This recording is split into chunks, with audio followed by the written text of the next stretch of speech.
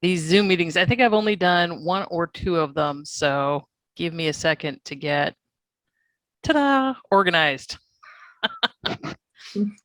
All righty, guys. Well, good evening. Thank you so much for being here tonight. I really appreciate all the people here. That's very cool. There is a handout that goes with this class, and either Katrina can send it to you after the class or I can send it to you. Sorry, I look so washed out. After the class.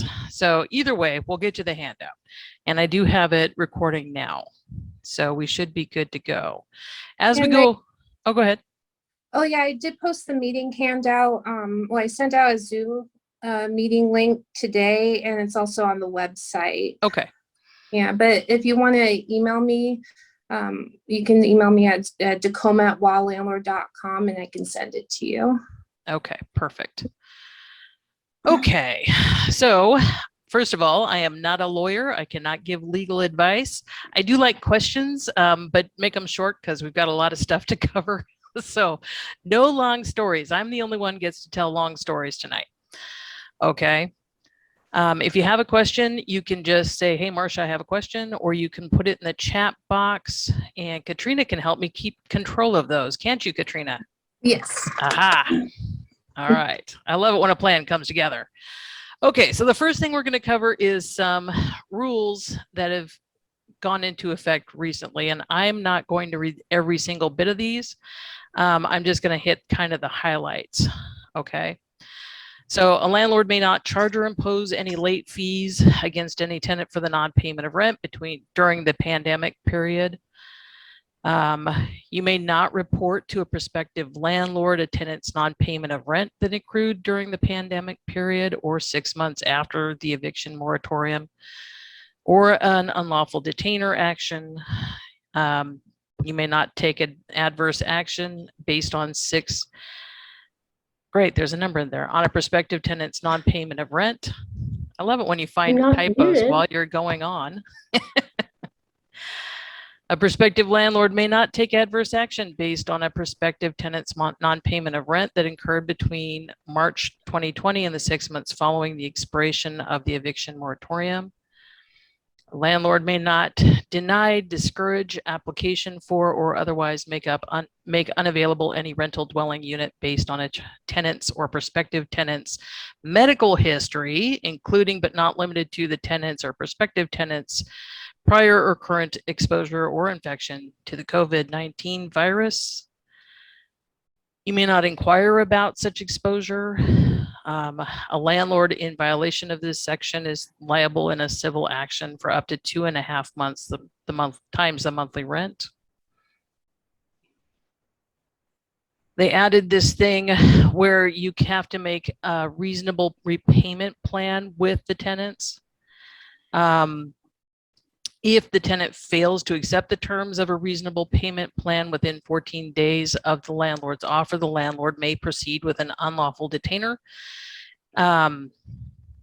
So that's at least there. And there's several other plans and programs that are in the works to help get tenant money to pay you guys back for rent that they have not paid. So this stuff is fluid and it seems to be changing every other day. I go in and look and there's something new. So in summary, no late fees until after the eviction moratorium. Landlord may not report non-payment. Landlord may not deny for an eviction during the pandemic. Landlord may not deny due to possible COVID, and you're not allowed to ask if they have possible COVID. Landlord must offer reasonable repayment schedule. If the tenant fails to agree to a reasonable repayment plan or defaults on a repayment plan, the landlord may evict or apply for a mitigation plan. This is just a summary. This bill goes on for 33 pages. Okay, so it's a big one. So what am I going to tell you guys? I'm going to tell you, get involved. This year it feels like, remember in Harry Potter where Filch was like hammering up all those rules and they just kept passing another one and another one and his ladder is going back and forth and he's hammering them up. That's kind of how this year felt. Okay, and we're getting ready for another legislative session.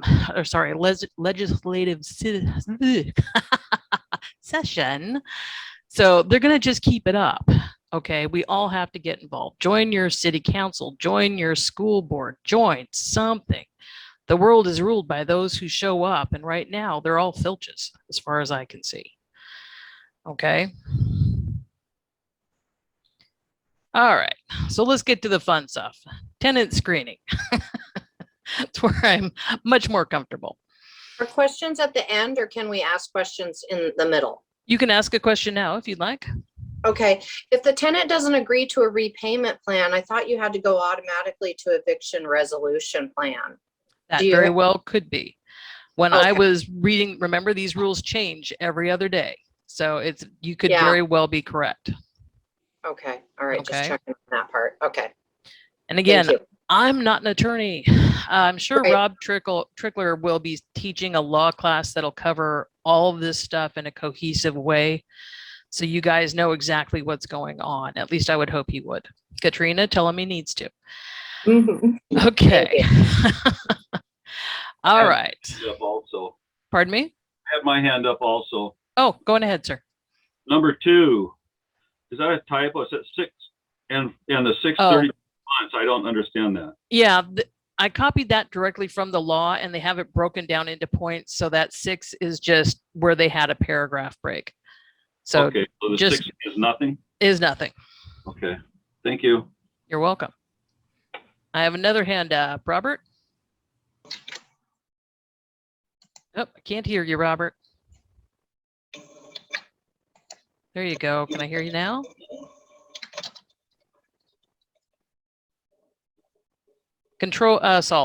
Alt A to get yourself unmuted. Or type it into the chat. I've got a question. What can I say if a rental agency asks me how many late payments when I'm given as a landlord reference? Tenants left owing 2+ months rent. Person asking is from another state.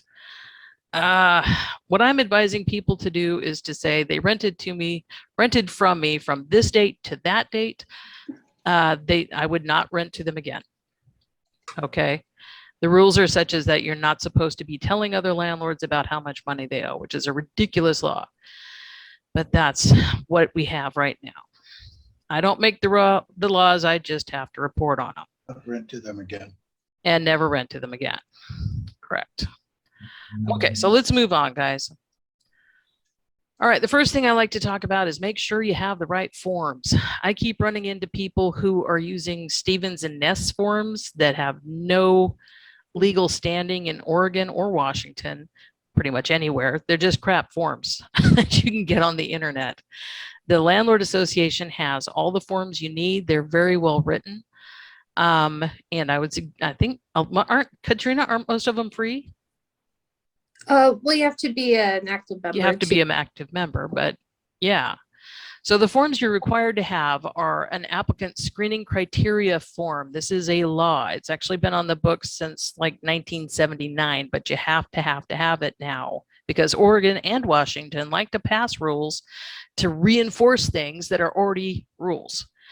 Okay, so you have to have a screening criteria, an application form, an authorization sheet, a denial form, and a receipt for screening fees. Okay. If you need more info on this, go to the Washington Landlord Association website. They have a forms section, which is awesome. I was just in there poking around the other day. You're pretty good meat. Oh, my cat's up there. Pardon me? Okay. So the criteria form should include your standards for length of employment and residency and how much the applicant should make to qualify. Don't use blanket statements such as any felony. There was a HUD guidance that was given in 2016, which says no blanket statements. Do not say X amount of collections, just say negative credit. I had a landlord get himself boxed into a corner because he said no more than 3 collections. The lady had 2 collections, but the rest of her credit was terrible, and she won the lawsuit on that one. Okay. So the industry standard for rent to income is what? What do you guys think it is? 5. How much? How many times the rent? I heard 3. 3 times the rent. Okay. And the only place that that's not so is places that have their own weird rules, like the city of Portland has a limit on how many times rent you can. And I'm not sure if Seattle has done that yet or not. But if the city of Portland has done it, Seattle's probably going to do it. But the industry standard is 3 times the rent. And can you say no, no collections?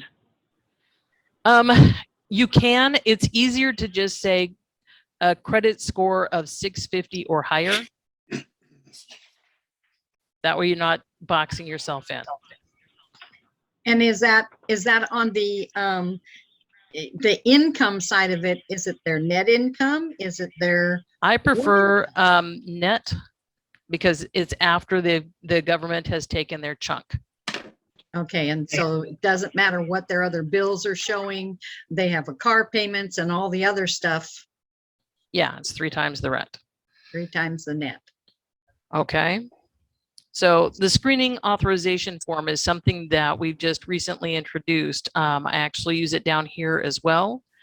And I use this in conjunction with the rental application.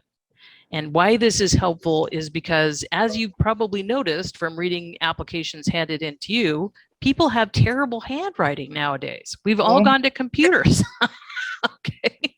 So this gives you another opportunity to be able to read their name and their social security number and their date of birth. All of this stuff is very important. Whoa.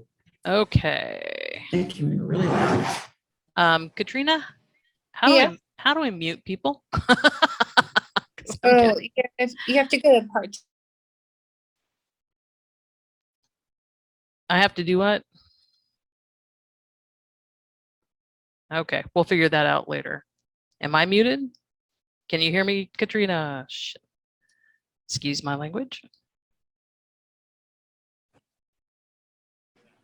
Okay, there we go. We've been.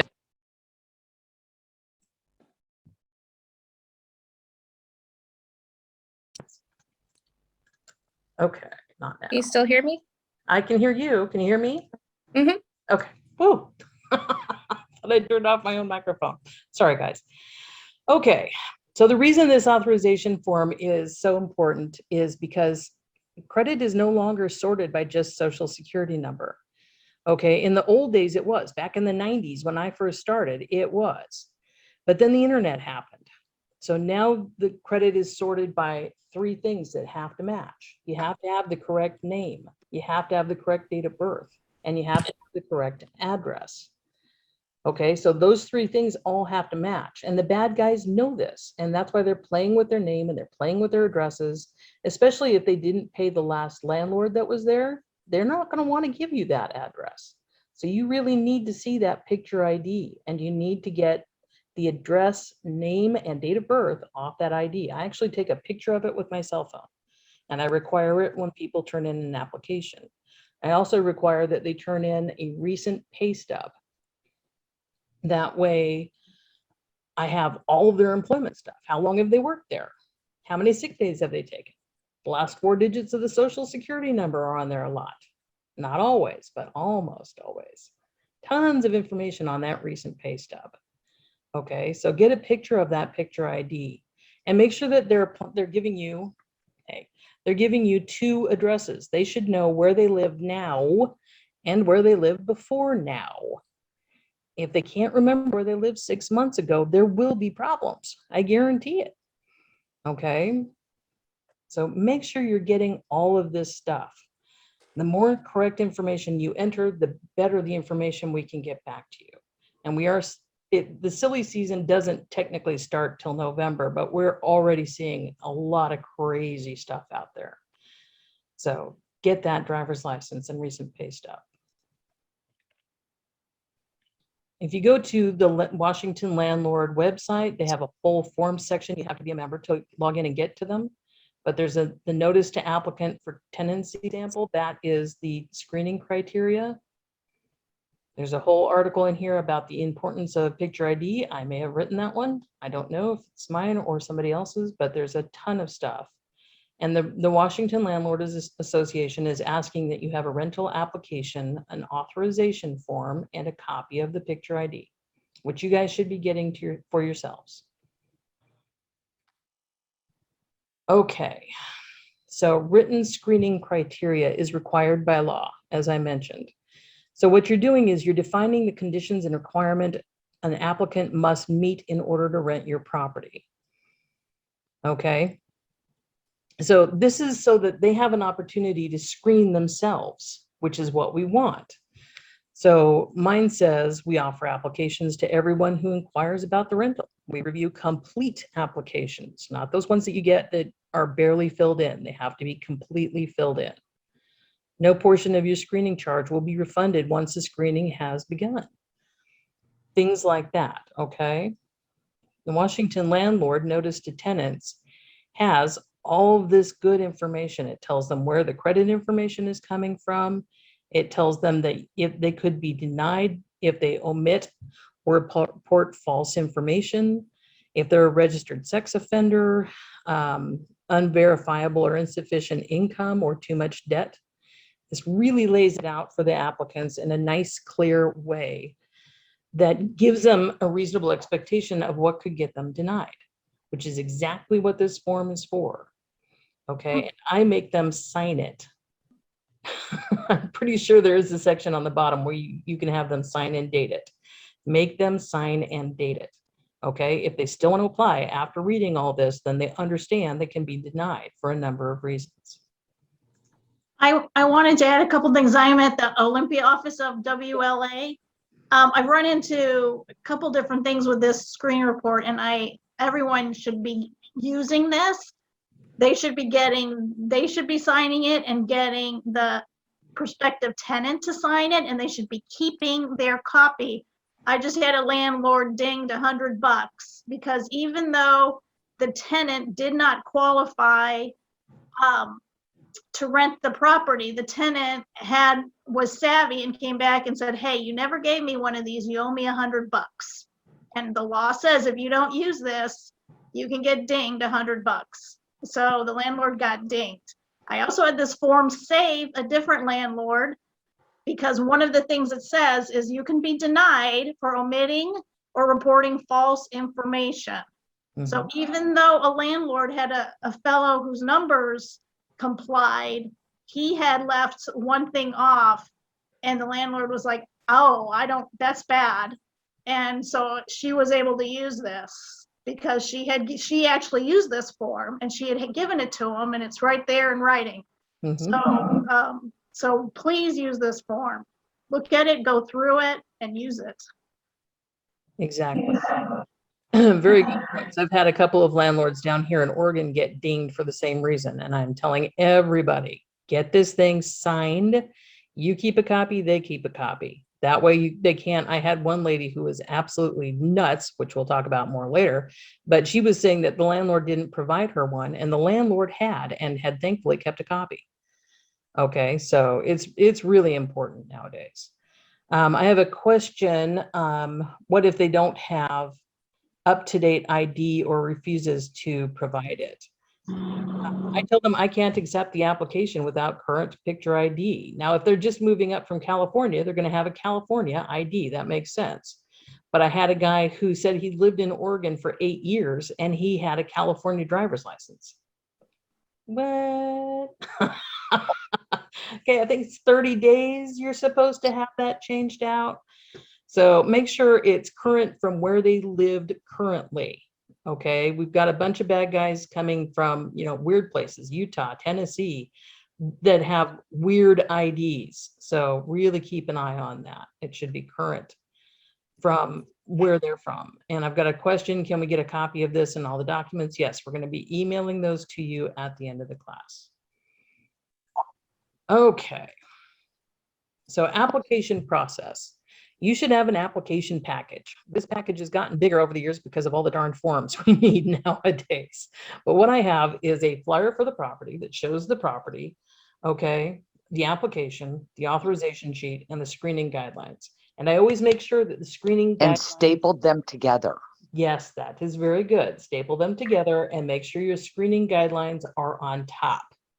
Okay, I have people walk through a rental property and they're reading through that screening guideline, and You can see it on their face when they hit something like criminal history will be checked. They go, ugh. And then what they do is they say, well, thank you so much for showing this property today. However, we're going to take this application package you've got for us, and we're going to go take it home. And what that means is they've recognized they will not make the screening. And you let them take that little package and leave. Okay, saves you time, saves them time. They don't have to lose face. Everything is good. That is why you have a screening guidelines. On your application, you should tell them how many units you have available and how many applications in the queue. So as each person or group or whatever turns in their completed applications with their picture ID and a recent pay stub, I give them a number. This all looks good. You're number 1. You're number 2. You're number 3. Okay. That way they know where they are in the queue. I also tell them that I will only accept 5 applications per, we have open houses, per open house. Okay, once we have 5 applications, boom, we're done. We're going to close it up and go home. Be sure you can read all the application information. These people have no handwriting skills at all. It looks like somebody handed a chicken a pen. Okay, make sure it looks good. It's all filled in, but make sure you can read it. If there are many blank spots or the applicant can't remember where he or she has been living, there will be problems. I had a guy that could remember his first and last name, part of his address, and told me he worked at McDonald's in Portland, where there are 5,000 McDonald's. He didn't specify which one, and he'd only lived at the one address. Okay, so make sure that they filled everything in. All applicants over the age of 18 wanting to live in the rental unit should be party to the lease or the rental agreement, and you should screen them. Okay, we're coming in, it's college time, kids are going back to college. I've already got parents. I had some really rich parents from Eastern Oregon saying that they wanted to rent this tiny little place in the city of Portland because they were going to stay there from time to time. No, they wanted to move their son in there because it was right next to Portland Community College, and they didn't want him to be screened because he'd done a couple bad things in the past and they knew he wouldn't make it. So make sure that you kind of keep an eye out for that. Marcia? Yes. Do you screen sequentially or do you screen 5 applications at once? In the order that I received them. Okay, so don't sit and just screen 5 people at a time because that's just going to confuse you and make things tough. So we accept 5 applications. Then we go home, pour a glass of wine, and we start screening with applicant number 1. So this is normally how it works. We screen applicant number 1. Ugh. We screen applicant number 2. Ugh. We screen applicant number 3. Ah, ding, ding, ding, we have a winner. We're going to rent to applicant number 3. So what happens to applicant 4 and 5? We're going to send them their original application and a denial form stating you were denied for this reason, plus their screening fee. We did not screen them, so we do not get to keep the screening fee. I'm going to keep a copy of their application and the denial form because, okay, keep everything nowadays. Applicant number 3, setting him aside to rent to. Applicant 1 and 2, I'm keeping the application and the screening fee, and they both get written denial explaining why they were denied. Okay, you can email it. Our system produces it for you, but also print it and put it in snail mail. There are several attorneys and judges in Oregon and Washington who don't believe that emailing is proper service of notice. So always, always, always mail as well as email. And we'll talk about denials more because we need to talk about denials. Okay, so good question. Thank you. Let's move on. Screen in the order the application was turned in. Okay, I can tell you that the worst tenant I ever had, I screened him out of order because he was cute. Oh my God, he looked like a Ken doll. How could this guy be bad? He was tall, he was a brunette, he had these little dimples. He was so darn cute. And this was when I was first a landlord, and I didn't even screen him all that much. I just moved him in because he was so darn cute and sweet, and he was in a hurry, and he was my first eviction. So screen them in the order that you received them. Otherwise, you get to learn the hard way. All right. Marcia, I also find if I have a non-refundable holding fee agreement with my rental packet, the serious renters will be ready to put down a holding fee. They- And I tend to process them first. If they've put down a holding fee, that would make sense because they've done an extra step. Yeah. Okay, so that does make make sense. Yeah. All right, picture ID, we've already kind of covered. Is it okay to ask a question? Sure. Typically, we tell people the first qualified applicant. And so in your example of the 1 and 2 being like, that would be me going through it and seeing they don't meet the criteria at which I gave them. That it's like, nope, you don't make 3 times the income. Second one, maybe they had eviction.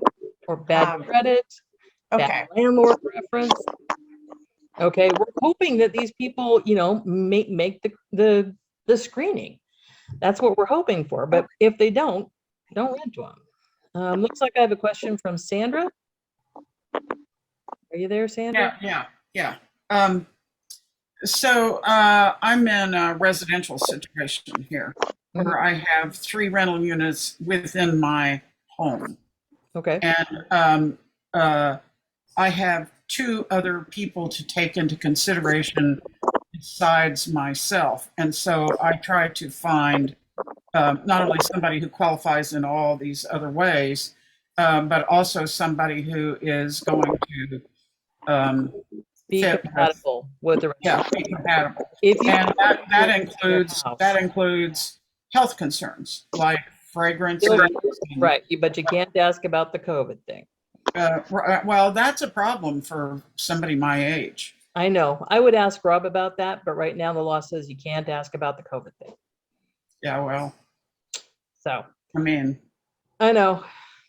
Anyway. But at any rate, my question is, do I have to take people in the order that usually I'm going to take the first person that I feel is really qualified. The thing is that your rental situation is different from renting an apartment or renting a rental house because they're living with you. So you have to do things just a little bit differently.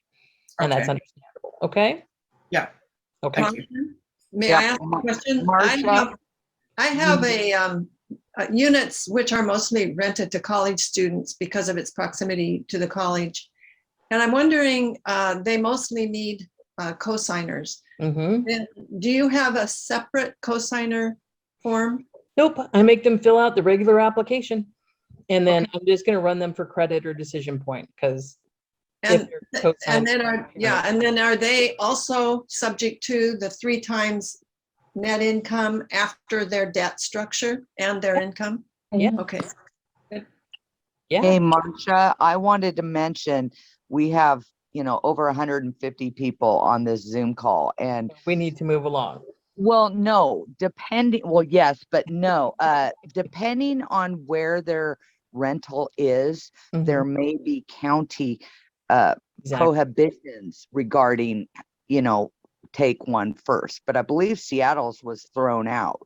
And Seattle was, you had to rent to the first person that applied and qualified. I'm not suggesting the first person that applied. I'm suggesting you screen until you find a person who qualifies and meets all your things and gets a good landlord reference and a good employer reference. So do your due diligence. I'm not suggesting that you just screen them and go, okay, he's good, I'll rent to that guy. Do your due diligence. Make sense? Yeah, just certain counties have different requirements, and we've found now that each county is making up its own rules as it goes. That not every answer applies to everyone. Exactly. So we've been putting in disclaimers subject to your county's requirements. Exactly. Like Seattle, for instance. Very good point. First come, first serve business. I agree. Okay, so let's get moving again. So picture ID, we need the name, we need first, last, we need middle names, please. I screened Jim Smith today. Good Lord, have mercy. That took me forever. Okay, give me the middle name and let's hope it's like Jehoshaphat or something like that so I can easily tell which Jim is which Jim. With the recent pay stub, make sure that the name on the pay stub matches what's on the driver's license. I have gotten a pay stub with a completely different name from what's on the picture ID that was handed in. It's like, wait a minute, what's happening here? Pay stub will also generally have the last 4 digits of the social security number. And you guys need to be aware that social security numbers do not start with a 9 or an 8. Okay, if it's a person turning in an application with a 9 or an 8 social security number, that is an ITIN, which is a temporary ID number, which is given out by the government when you are a new immigrant. If you have somebody who's lived in the United States supposedly for 5 years and they're turning in an ITIN, I'm going to want to see that pay stub to make sure those numbers match, because they're not supposed to be using those for credit. The Social Security number, department is now issuing numbers starting with a 7, and that's for the very young kids. So you will see kids born in the late 90s, and oh my gosh, I'm screening kids born in the 2000s, and they makes me feel ancient. But they now have Social Security numbers starting with the number 7. Okay, it's really kind of frustrating because in the old days, I could tell exactly where your Social Security number was issued by the first 3 digits. And they've changed all that up, which is just annoying. Nobody asked me about this before they do this. All right, if the person gives you a long story, be careful, okay? And this is where the person sits you down, they hand in the application. Well, they start handing it to you, but before they get it all the way to you, they look into your eyes and they say, I just need to tell you this one tiny little thing that, you know, I should probably tell you about this before you go ahead and screen me. And it's generally something huge. Okay, these are my favorite stories. My Social Security card was stolen by aliens who probed my brain. The guy actually said that. My brother, boyfriend, aunt, etc. was evicted. I was just living with them. It wasn't me. And my favorite, I have always lived with my parents. Dude, you're 45. I just had this happen last week. The guy had said he'd always lived with his parents. We screened him. Yeah, he lives with his parents in between getting evicted from places. He'd been evicted like 5 times. Okay, so watch out for the 45-year-olds who've always lived with their parents. Okay, if they're in a big hurry, you guys have all encountered those really aggressive people who are like, I gotta move now, I gotta move now. And they're just pushy, pushy, pushy, pushy. If they're that pushy, there's a reason for it, okay? If they pull up in front of your property or your apartments in a U-Haul, there is a reason. My favorite story was we had a family pull up in front of one of my landlord's properties in the U-Haul, cat, kid, dog, all in the U-Haul. And they said they had to move right away because their current rental had burned down. So the landlord called me and said, Marcia, you got to screen these people as quick as you can. They're in big trouble. Their place burnt down. So I started doing my digging. The people had pretty bad credit. They had a little bit of criminal history. But the fun part happened when I called their current landlord. And I said, so these folks have applied for an apartment with one of my landlords. And what can you tell me about them? And their landlord said, oh, take them. They are awful. We hate them. They're late on rent. They have a dog they're not supposed to have. The place is trashed. We're probably going to evict them. Just go ahead, take them. I said, okay. They told my landlord where they're applying that they're moving because the house that they were in burnt down. Do you know anything about that? And she said, what? And hung up. But she called me back 2 hours later. The house burnt down. So these people, when they were not doing anything else, apparently, I can picture them carrying this big, ugly couch out to the U-Haul as they're cooking a batch of meth on the stove. And if you didn't know, meth is really, really explosive. So they're carrying this couch out to the U-Haul. The house goes boom, and they chuck the couch into the U-Haul, load up the kids, the cats, and dog, and go to my landlord's front porch. When the landlord who actually owned it got there, the firemen were still putting out the flames. So does this happen all the time? No, this is why it's my favorite story ever, but it does happen. So if they're in a big hurry and they're pushy, pushy, pushy, it's probably a reason for it, okay? I tell people it takes me 5 days to screen them. If they're pushy, pushy, pushy, they generally go away. All right, screen your applicant. The credit or decision point report will show the payment history. Eviction histories will show if they've been evicted in the past. You're not supposed to deny for evictions filed during the pandemic period, but you can deny for evictions filed before the pandemic period. Okay. We still show you all of them. We're getting ready to put up a disclaimer that reminds you you're not supposed to deny for evictions filed during the pandemic period. And we also have tenant performance, where you guys get to tell other landlords how they performed for you. Okay. With criminal history, you want to make sure there's no drug or sex offender records in your applicant's past. And I'm going to tell you guys, in normal times, we encounter maybe 3 or 4 sex offenders a month. In the last 2 weeks, we've been averaging 2 or 3 a day. It is crazy town out there. Somebody up in government decided it was a good idea to let all the sex offenders out so they could catch COVID in the wild rather than in prison. I never have figured out the logic there, but there's lots of them and they're out there. So watch out. Remember, in Oregon, we can go back 10 years. In Washington, we can go back 7 years, unless they're sex offenders. Then we can go back forever. And we're encountering some. I encountered a guy today whose original sex offense was so long ago, they didn't have computer records for it. The reason I caught him was because he had a big history of not registering as a sex offender over the years. And that was computerized. And if that happens, we'll call you and explain what's going on. So remember that criminal history is sorted by name and date of birth only. I see people ordering just a criminal report, but if you order just a criminal report, that's all the information we have to go on. If they have other names that they've used, if they've lived in other places, it can make it really tricky. I had a client that was very upset because the guy had 2 AKA names, but she just put in John Smith. And she apparently thought we were going to magically or psychically know the rest of his information.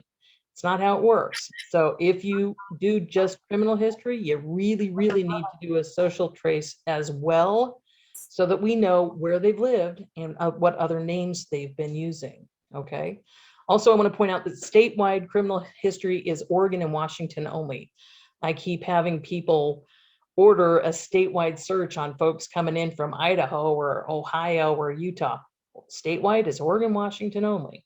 If the applicant is from outside of Oregon, Washington, you need to do a multi-state criminal search. That covers most of the United States. Okay, call employers and landlords before you rent to anybody. Verify telephone numbers. I've got a lot of folks, we're running into people not giving correct phone numbers for their landlords because they haven't been paying rent. With both employers and landlords, don't speak to the person they listed on the application if at all possible. If they tell you they work at Taco Bell and you should talk to Mikey, Mikey's probably their best buddy. You want to talk to the manager. Okay. So you can Google employers and landlords. A fax machine is very helpful, but most companies are using emails in these inquiries. And in most cases, in fact, almost always, you'll need to send the signature of release. And the signature of release is just the little bit at the second part of the application. I think you guys have a 1-page application. And so it's at the bottom where it says, I understand you'll be running reports and verifying my information, and I give you permission to do so. That's all you send if you're doing verifications. You don't send the whole application, just that little bit at the bottom. Okay. Okay, make sure you know the residents on either side of your rental. I had a client who built these. It was a duplex. It was red brick. It looked like something straight out of Boston. It was gorgeous. And he put inside this duplex, stainless steel appliances, dishwasher, washing machines, everything was top of the line, gorgeous. And then he got a call in the middle of the night, 5 months down the road, from his next door neighbor, who said, did you know these folks are moving? And he goes, Gladys, it's 11:30 at night. She's like, yeah, I didn't think that looked right either. And by the way, they've got your refrigerator on, they're hauling it down to the U-Haul right now. Wasn't that yours? And he went, what? And he managed to get over there with the police and get his stainless steel appliances back off the U-Haul. Okay, so make sure that you know the little people that live in your neighborhood. We have one in my neighborhood, and she's awesome. You ever want to know anything that's going on around here? She knows. And you can kind of train them and bribe them. They like Olive Garden, Red Lobster. You know, get them gift certificates. It's really worth it. Okay, they will let you know what is going on. All right, there are costs associated with resident screening. Okay, and so you get to pass those on to the applicants. I have some landlords who will take the screening charge off the first month's rent if they qualify, but you need to be charging a screening fee. If you don't, number one, it tells the applicant that you're not a professional landlord and you don't know what you're doing. And they're hoping that's true and you don't screen anybody. The second thing is that there's no for failing. Okay, somebody's going to be less inclined to apply if they have to pay a screening fee to do so. So make sure that you've got your written criteria and you're charging them a screening fee. Family, never, ever, ever, just please don't rent to friends or family. Okay, some of the worst stories I get are, well, we let Aunt Betty move in and now she won't pay rent and she won't leave. Okay, it's just terrible. If you do feel like you have to screen them, then get everything in writing. Screen them. One of my favorite stories, I had a guy who ended up on the news.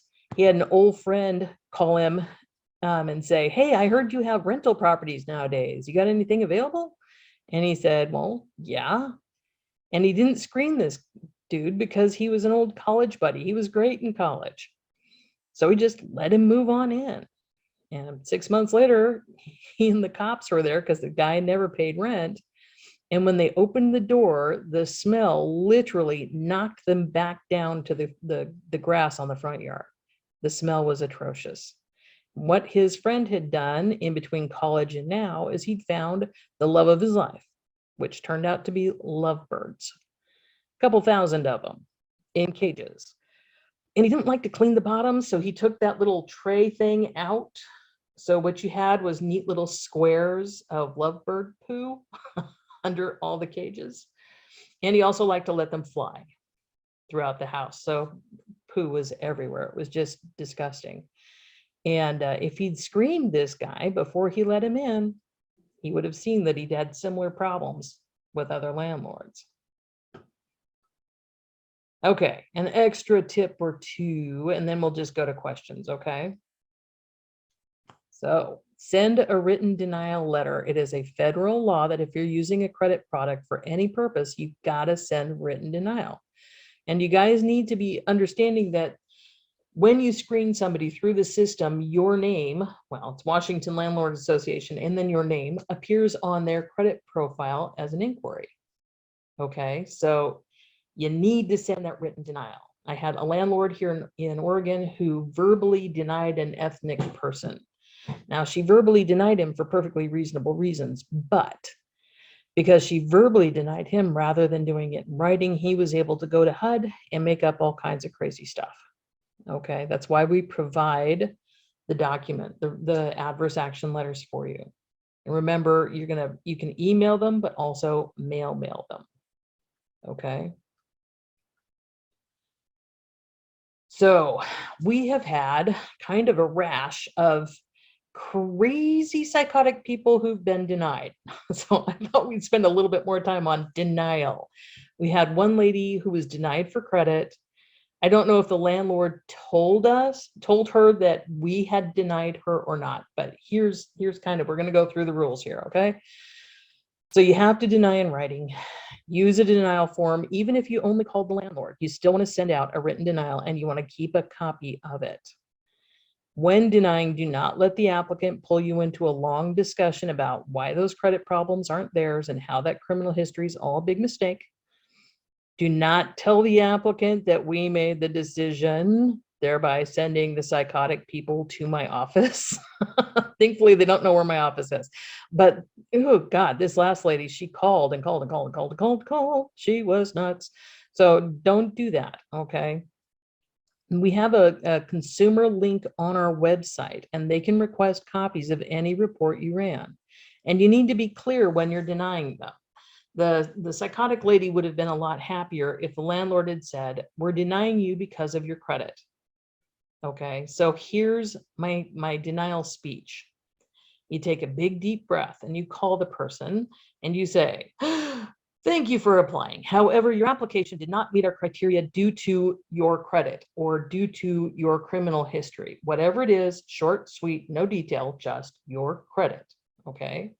There is a letter on its way to you explaining why you were denied and what you can do to remedy these issues in the future. Again, thank you for applying. Have a nice day. Bye-bye. And then you hang up. And you don't answer the phone for the rest of the day without checking caller ID. I have a gal friend, she owns her rental properties and I help her show them and manage them. And we actually have a special apartment or rental phone that we got from 7-Eleven. That's the number that the tenants get, not our regular cell phones, not our home phones. They get the tenant phone. It's a little flip phone thingy we got from 7-Eleven. And once we've made a denial call, what we do is we turn the little flip phone off and we put it in a drawer. Okay, makes life much easier for everybody.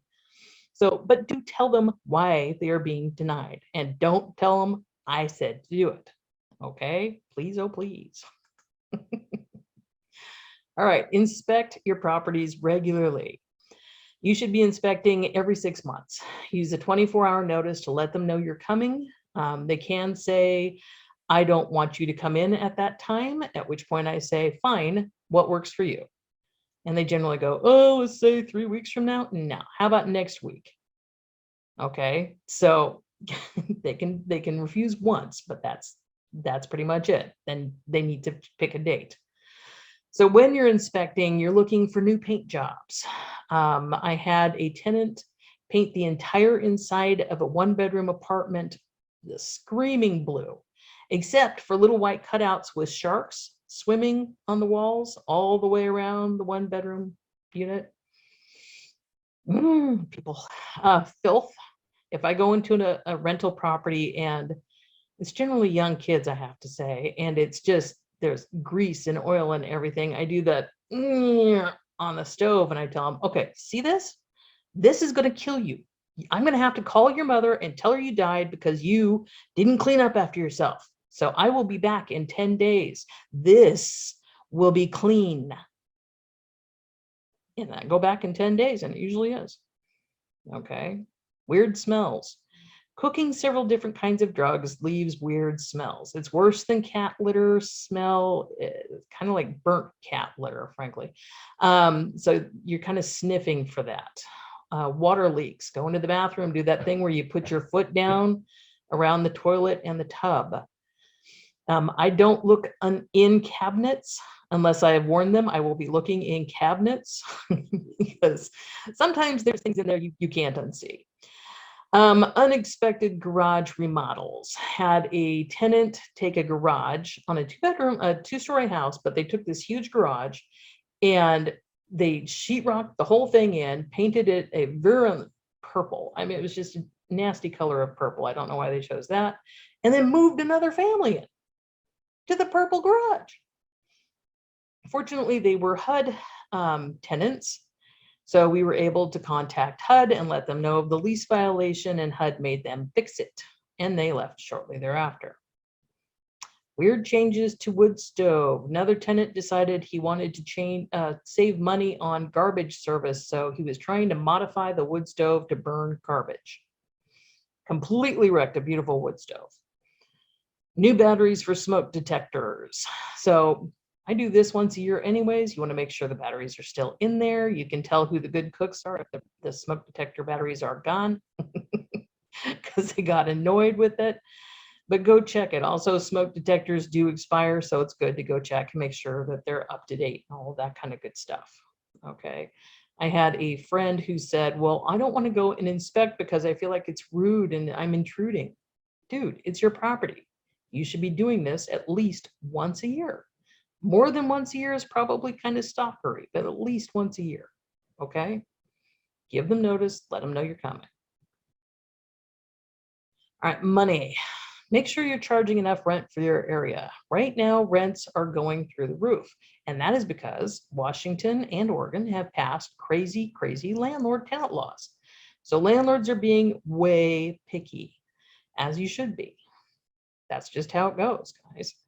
So I like Rentometer. You go in there and you put your address in, and they have like a circular gauge thing. And if it's down towards the green, your rent is really, really low. If it's up towards the red, that's more like it. Zillow has traditionally been low, and now they're kind of going back and forth. I Zillowed my own house last week, and it was a number for renting it. And then this week it was a different number, which was lower. So trying to get somewhere between Rentometer and Zillow, again, towards the higher end. And 3-bedroom houses are really, really in demand right now. So if you have one, you need to understand that's a premium product and charge accordingly. Okay, that is it. I've got my email and my phone number up on the screen for you right now. But again, I'm going to get this paperwork over to Katrina so she can email it out to you or put it on the website or whatever crafty little thing that she's going to do. And I'm going to start going through some messages. Okay. Inspection is a 24-hour notice. Erin, is it 48-hour notice? 48 hours to inspect, 24 hours to show a unit. Okay, so in Washington, 48. And that's in Snohomish County, so I cannot speak for every county, but that's the rule of thumb. County rules. Okay. All right. Let's see here. If 3 people apply as roommates, is it legal to deny all 3 because any one of the 3 doesn't meet the criteria for 3 times the rent? Or can I require every roommate individually to make the 3-time income criteria? Can that, Cal, repeat the times, the 24 versus 48? Oh, 24 hours to show the unit, 48 hours to enter the unit, or really be on the premises peeking through windows. Don't do that. Yeah. They For get 48 hour for inspection then. Yeah. Correct. And if you're using a WLA lease, it does state that in the lease. Good. And Thank you very much. You can give them more time if you would like to, right, Erin? There's no problem with giving them. Oh, sure. Okay. Oh, absolutely. And again, that's law. And that's if you write a notice and post it on the door. Mhm. But if you're in good relationship with your tenant and they're moving, giving them a call going, hey, I got somebody that wants to see it. Can I come by? If they're in agreement, then that's fine. So Perfect. Open communication. So Erin, what do you do with the 3 roommates? Do you make sure that each roommate has enough to cover the entire amount of rent? See, I thought I'd hit you with that one. Okay. If it was that case, if they each made 3 times the rent, they wouldn't need roommates for one. Vetting them all. I mean, I go to every one of their Facebooks. I look on Instagram. I look on every social media I can. If they're young, quite frankly, that would scare the hell out of me. And so, I may end up approving them, but putting a really high security deposit down, changing my criteria with exceptions. Mhm. But honestly, I would try everything I could. I mean, you're going to get a family with a 3-bedroom, or Right. you're going to get a bunch of roommates. And so I personally would rather have a family, but when you're talking about teenagers versus 3-year-olds, they're kind of the same thing. Right. So, it's really a judgment call how they look on your lovely credit report. Exactly. Good answer. Okay, so let's trust your gut. Trust your gut and screen. All that might be true, but legally, what can you do? If 3 of them don't individually qualify, can you deny? I have yet to find a prospective tenant that didn't have something I could deny them for. But again, you know, I'm also very straightforward with my prospective tenants. Like, hey, I don't want no partying. And yeah, I will be popping on by at any old random time, driving by on the weekend to see if you're having a party. So I use the fear of intimidation. But, you know, a 3-bedroom is in such high demand. You're going to get families. And especially if you make sure your rent is high enough. If it's not high enough, then yeah, you might be attracting roommates as opposed to a family. Exactly. And you know, the better quality tenant, you're going to approve the best qualified. So, you know, if you have 3 kids in college and, you know, that's such a risk, but you know, I always say, prove me wrong, but I'd charge a huge deposit. Huge. Absolutely. Huge. Mhm. Yeah. Okay. I mean, College besides- kids without a cosigner aren't going to make the credit criteria. So usually it's rule of I thumb. have is a just question. deposit anyway. Hello? How much deposit we can maximum charge? That depends on your county, if it has limits. Generally, it's equal to one month's rent. But if you have extenuating circumstances, then that could be agreed upon between the parties. Is there a cap, a legal cap on it there, Aaron? You know, I think in five, I'm getting last year's bills and this year's bills. I think 3 times the monthly rent. Okay. I usually do a month and a half because I don't want it to be the same as the monthly rent, because then they go, well, you've got last month's rent, and they ditch. And So I want it to be a that's in bill 5160. Okay. But then again, even if you put, you know, the rent's $1,000 and you want a $5,000 deposit, all they have to do is ask you if they can make payments on it. And with our laws now, with 5160, you have to accept it. So, you know, if I would just say, follow your gut and vet them as best as you possibly can. Go. I've got a question. How can you tell someone, like a filthy person, how to live unless you have it in the rental agreement that specifies something about filth? What I do generally is, again, it's the young people, and I just go full mom on them, because that is dangerous. That grease and stuff could catch fire. That garbage could bring in bugs. Just point it out and tell them, clean it up. I'm not telling them how to live. I'm just saying. You know, I have a renter, her credit report was not good and she offered me double the security charges. Is that legal? I am not an attorney. Me either. But again, it depends on which county you're in and what their rental laws are that they have put into effect. But like Marcia said, if someone's in a hurry, I slow down. If someone offers me a deal that sounds too good, it is too good. So, yeah, if they offer, you know, I had a guy offer a full year of cash on a property he'd never seen. Drug dealer. Okay, if they have, if they're offering a lot of money and they're in a big hurry, there is a reason. Okay, so just slow down. Make sure you're checking out the stuff beforehand. Some of the saddest calls I get are people who say, well, I didn't screen them and I let them move in. And Another question, can you use the security deposit for not paid rent at the end? Not now. During the moratorium, you cannot. No, after the moratorium.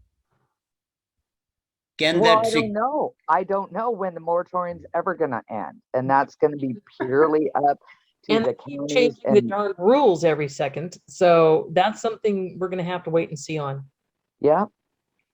Sorry. I have a question about the lease violations. I noticed in your notes, you had put about lease violations. So can landlords report those now?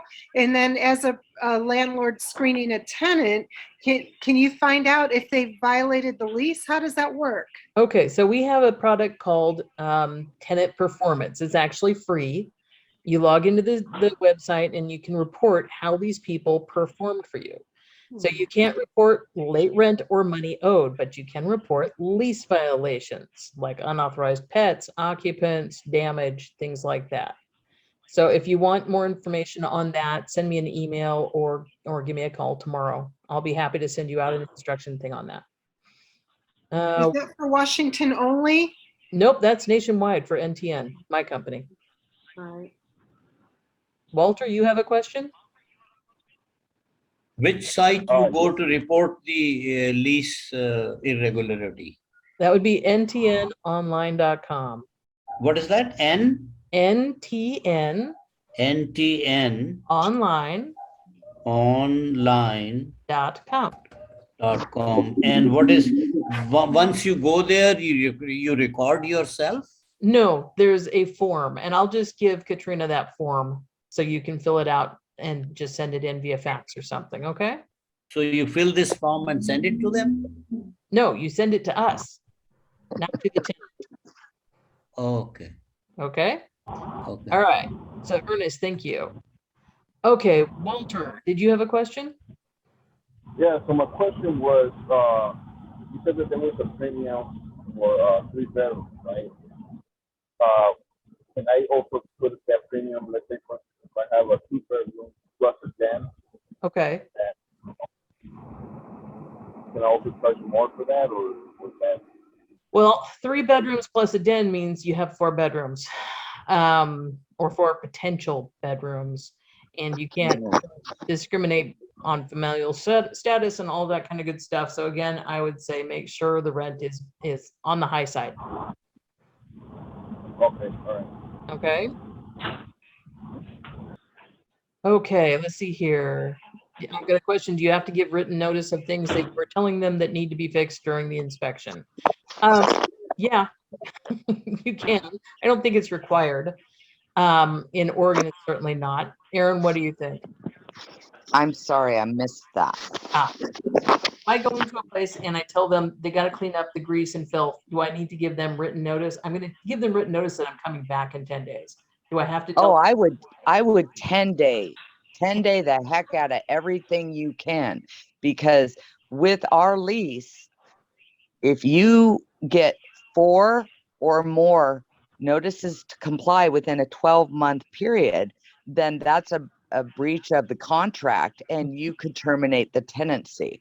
I'm not saying it would be easy, and I don't think Rob has yet to actually evict based on multiple 10-day notices, but because there's a lot of kind of nuances to that, right? Because they could just start to fix the problem, and that's an argument in court, but Right. it is one of the tools that we have. If they're breaking the lease in any way, you should not give one notice with 5 different violations. Give 5 10-day notices, a notice for every violation. Very good idea. It's the same way here in Oregon. Paper for paper. Make sure you have your paper trail. It's big. Are there any restrictions with inspections due to COVID? Well, be safe. Wear your mask, wear your gloves. Although I tend to wear gloves anyways, because yeah. There is. They can reasonably deny you entry due to COVID, and there's nothing you can do about it. But you can say, okay, how about in a couple of weeks then, right? Well, you can try and work with them, but they can reasonably deny you during COVID. That makes sense. Annoying. And I personally don't know what I'm walking into. So, it's one of those things. We might, who knows when this will be over, but hopefully soon. Yes. We could just do a 3-day Zoom meeting with Marcia, which I would love. Oh boy. But let's see. Marta, I have a question. How can we wrap this up? and get everybody's Okay. questions answered. Tell you what, guys, you've got my email address. Go on ahead and send me, if you have any more questions, send me an email. I'll be happy to answer them. Katrina is going to have the handout for the class, and we'll get it out to you somehow. You can also send me an email and I'll send it to you directly. And I think we'll call it a close because it's dinner time and I have a cat that's starting to bug me because he wants food. So as crazy as it is. I'm sorry, I have a question that the group could possibly help with. So just calling you, Marcia, isn't the answer, and I'll make it really quick. Okay. The bridge proclamation is broken into two parts, and I understand that past due rent after August 1st does not require mediation. Does anybody understand that as well? I don't agree with that, only because I hang out with an eviction attorney all the time. But everything that anytime you attempt to collect rent, all the paperwork has to go to the eviction resolution pilot program and to your local assistance agency. Like in Snohomish County, we have Volunteers of America. And so you have to send all the landlord themselves can reach out to them for the tenant, but okay, because it's very convoluted right now. Yeah, but the proclamation does not state that. When he starts talking about the monies after August 1st, he specifically says that you have to offer them a payment plan and they need to apply for rental assistance. If they don't do that and they don't pay the rent, you can give them a 14-day notice to evict.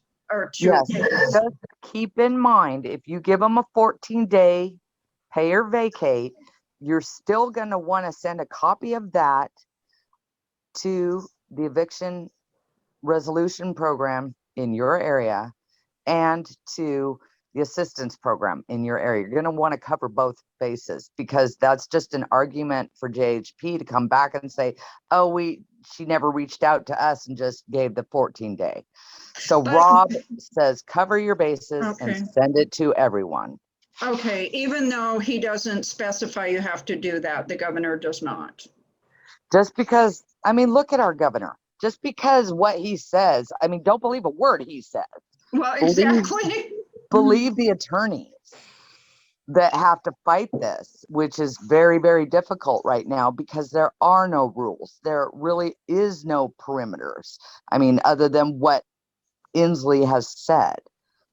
It just brings more arguments for the housing justice. Okay. All right. Well, thank you so much, everybody, for being here. This was an awesome class. Thank you for being here too, Erin. I appreciate your help. We'll do it again. Definitely. I love it. So, all right. You have a great night. Thank you so much again. Thanks, everybody. Thank you. Thank you. Thank you. Thank you so much. Thank you. Thank you. Muchas gracias. Marcia, you have to end the meeting. Okay.